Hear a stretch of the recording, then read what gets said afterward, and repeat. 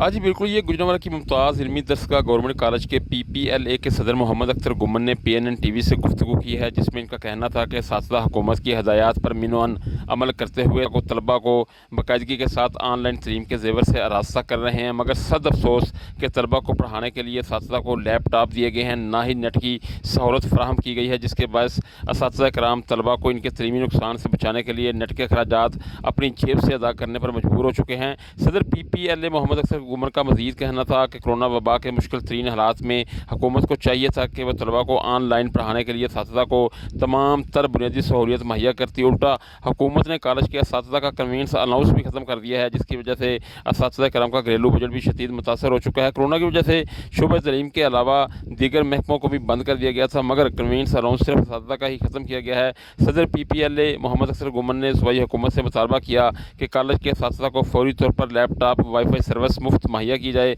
और असातिज़ा का convenience allowance जो इनकी तनख्वाह का बुनियादी हिस्सा है, इसकी कटौती को फिलफौर बंद किया जाए। जी।